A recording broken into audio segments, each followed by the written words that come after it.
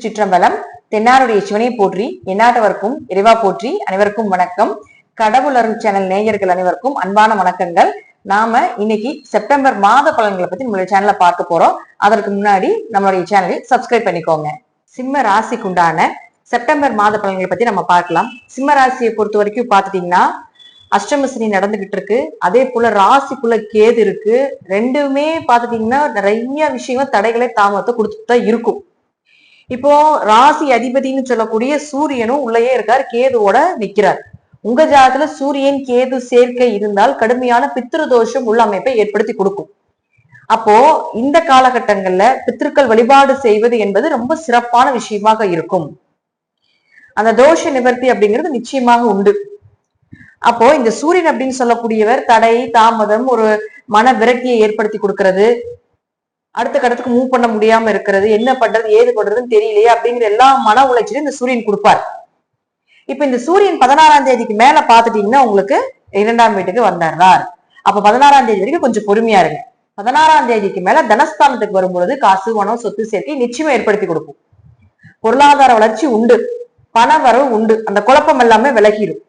அதே போல பாருங்க, புதனும் உங்களுக்கு யாருன்னா 2 பதினொன்று கூடியவர், பணம் மற்றும் லாபம் ரெண்டையுமே கொடுக்கக்கூடியது புதன் தான். அந்த புதனும் பாருங்க 15ஆம் தேதி வரைக்கும் இங்கதான் இருக்கிறார்.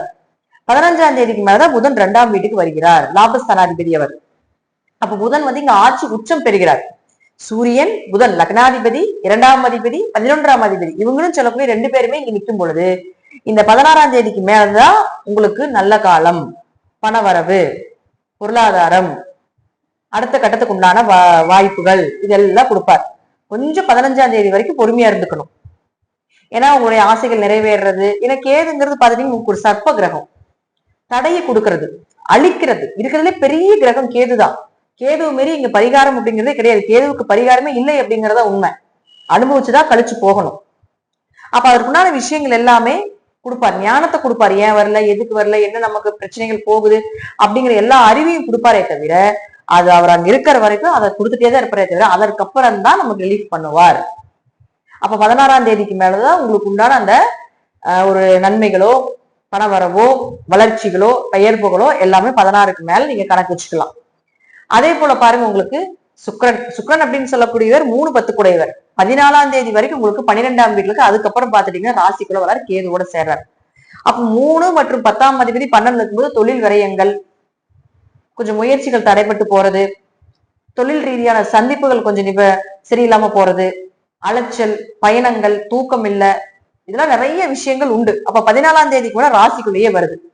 அப்ப 14ஆம் தேதி ராசிக்குள்ள வந்தாலும் அதற்குண்டான விஷயத்த சொல்லி கொடுக்கும். ஏன்னா கேது அங்க இருக்காரு இல்லையா, அந்த ஞானத்தை கொடுத்துருவார். ஏன் தொழில் வரல, ஏன் உங்க இப்ப 3ஆம் இடம் அப்படிங்கிற தைரியம், விஜய வீரிய ஸ்தானங்கள், கலைகள், இதெல்லாம் 3ஆம் இடம் தான். அப்ப அதுல எல்லாம் இருக்கிறீங்க, கலைகள் சார்ந்த விஷயத்துல இருக்கிறீங்கன்னா அப்ப ஏன் அதெல்லாம் நடக்கல, அந்த கலைத்துறையில் இருக்கக்கூடியவர்களுக்கு ஏன் முன்னேற்றங்கள் வரல அப்படிங்கிற எல்லா விஷயத்தையும் இந்த கேது ஏற்படுத்தி கொடுத்துரும் சிம்ம ராசி சிம்ம லக்னக்காரர்களுக்கு.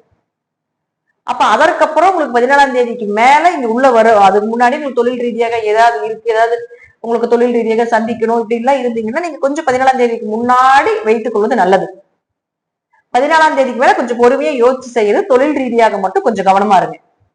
அது கொஞ்ச நாள் தான். அதுக்கப்புறம் பாத்தீங்கன்னா இந்த மாசம் முடிவிலேயே ஒரு மாத காலத்திலேயே சுக்கிரன் மறுபடியும் மீண்டும் 2ஆம் வீட்டுக்கு வந்துடுறாரு. அடுத்தது செவ்வாயை பொறுத்த வரைக்கும் 4 மற்றும் 9ஆம் அதிபதி, 4 மற்றும் 9ஆம் அதிபதியான செவ்வாய் இருக்கக்கூடிய வீடு 2ஆம் இடத்துல. அப்ப 4 கூடையும் 9ஆம் அதிபதி 2ஆம் வீட்டுல இருக்கும் பொழுது ஓரளவுக்கு பண வரவு, பொருளாதாரம், அப்பா சொத்துக்கள் கிடைப்பது, வீடு மனை சொத்துக்கள் கிடைப்பது, கொஞ்சம் ஆரோக்கியம் சிறப்பா இருக்கிறது, தாய் தந்தையருடைய ஆரோக்கியம் சிறப்பா இருக்கிறது, அவங்களுக்குள்ள சண்டை பிரச்சனைகள் இருந்தாலும் கூட ஓரளவுக்கு நன்மைகளை கொடுக்கக்கூடிய அமைப்பு இதெல்லாம் ஏற்படுத்தி கொடுத்துருவார். அப்ப அவரும் 13ஆம் தேதிக்கு மேல உங்களுக்கு 3ஆம் வீட்டுக்கு வந்துடுவார். 3ஆம் வீட்டுக்கு வந்தாலும் ஓரளவுக்கு நன்மைகள், 3ங்கிறது பெரிய ஒரு மறைவு ஸ்தானம் கிடையாது, நன்மையிலே செய்யக்கூடிய ஒரு இடம், அதனால பயப்பட வேண்டியதில்லை. ஜாதகத்துல சனி வக்கரமாக இருந்தால் கொஞ்சம் கணவன் மனைவிக்குள்ள கடன் சார்ந்த விஷயங்கள், நோய் சார்ந்த விஷயங்கள், இது எல்லாமே பிரச்சனைகளை இருக்கு அப்படின்னா ஓரளவுக்கு நிவர்த்திகள் கிடைக்கும். நம்ம தனியா சனி பயிற்சி, குரு பயிற்சி, ராகேது பயிற்சி எல்லாமே கொடுத்துருக்கோம்.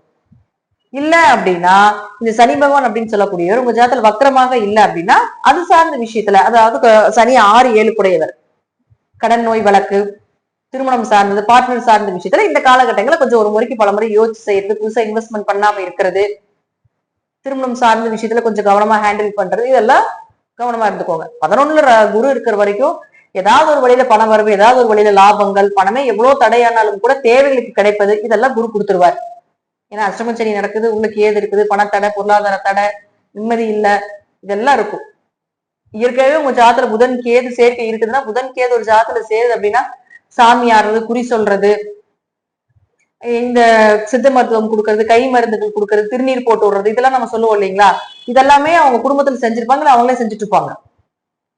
அப்ப இதுவும் இப்ப சேரும் பொழுது உங்க ஜாதகம் இதை காட்டும். அப்போ கொஞ்சம் கவனமா இருந்துக்கோங்க. 15ஆம் தேதிக்கு மேல நல்ல பணவரவு, பொருளாதார வரவு உண்டு.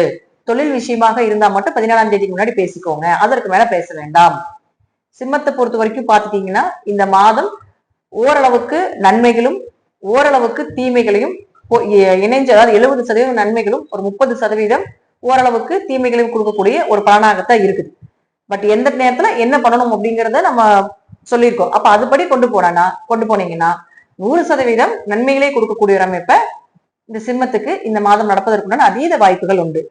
நாம இப்ப பார்த்த பதிவுகள்ல நன்மைகள் தீமைகள் இரண்டுமே கலந்திருக்கு. எதை எப்ப செய்யணும் அப்படிங்கறத கொஞ்சம் அண்டர்ஸ்டாண்ட் பண்ணி நம்ம செய்யும் பொழுது நிச்சயமாக தசாபுத்திகள் ரீதியாகவும், வழிபாடுகள் ரீதியாகவும், கிரகங்கள் ரீதியாகவும் நான் சொல்லக்கூடிய கருத்துக்கள் சிறிது மாறுபடலாம். கடவுளர் சேனலையும் சப்ஸ்கிரைப் பண்ணிக்கோங்க. நன்றி. மீண்டும் ஒரு நல்ல பதிவுல சந்திக்கலாம். திருச்சிற்றம்பலம், தில்லையம்பலம், ஸ்ரீ நரசிம்மர் திருவிகை சரணம். கடவுளருள் டிவியை பார்த்தமைக்க நன்றிகள். மேலும் இது போன்ற தகவல்களை தெரிந்து கொள்ள கடவுளருள் டிவியை சப்ஸ்கிரைப் செய்யுங்கள். மறக்காமல் பெல் ஐக்கானை கிளிக் செய்யுங்கள்.